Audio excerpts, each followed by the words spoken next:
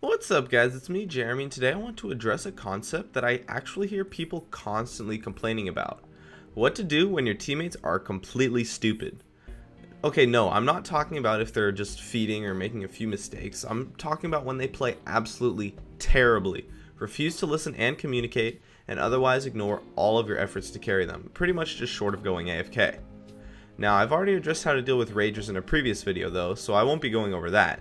But I will be focusing on how to win a game if you have one or more teammates that feed and then hinder your efforts to try to carry them by doing things such as ignoring calls and refusing to communicate.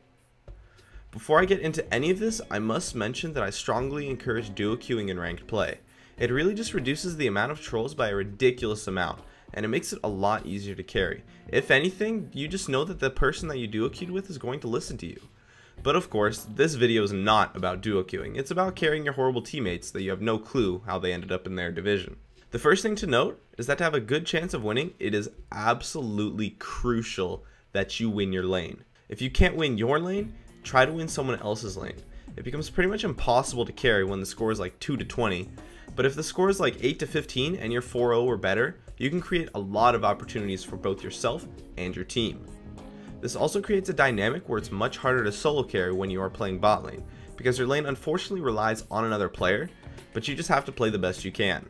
After you've won your lane, assuming that all attempts to make calls and communicate have failed, and if they haven't, you should focus on that instead, as it's much more likely to help you win.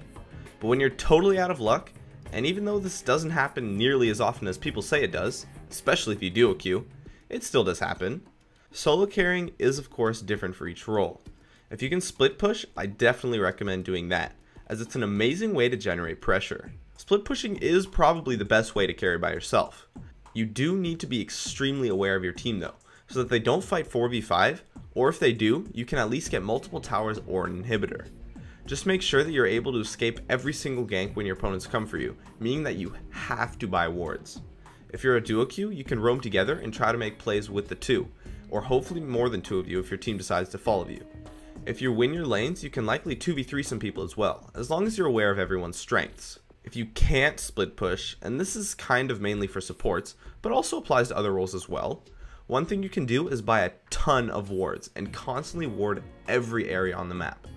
Yeah, you will be weak from the lack of items, but the vision will be a huge advantage for your team.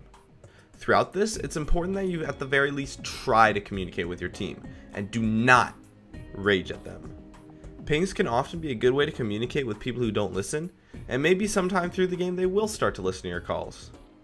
However, if they still refuse to communicate, and you are somehow in a situation where you cannot split push, ward heavily, make calls for your team, or are a duo queue, you have one remaining option for you to try to do, and that is to catch out a member of the enemy team.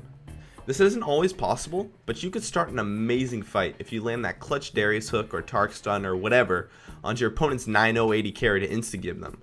Or you can create a 4v5 situation if you can catch someone out from roaming or with the lucky ward, or from something else as well. You need to try to eliminate mistakes your team is making while waiting for your opponents to make one themselves. It likely becomes a good idea to stick with your teammates at this point, as there won't be much you can do alone, and remember to continue to try to communicate with them. And only by retaining a positive attitude, while also never giving up, will you have a good chance of winning. Also, don't go on tilt if they are raging at you. You don't want to turn into the thing you so despise. So, that's it for my advice on what to do when your teammates are totally stupid. I'd love it if you could support me with a like or some feedback in the comments, and if you have any questions, I would absolutely love to see you in the comments too. Also, I've made a Twitter and a Facebook page, so I'll have links in the description if you want to follow me on those. Please subscribe for more awesome content if you enjoyed this video. And as always, thanks for watching, and I'll see you guys next time.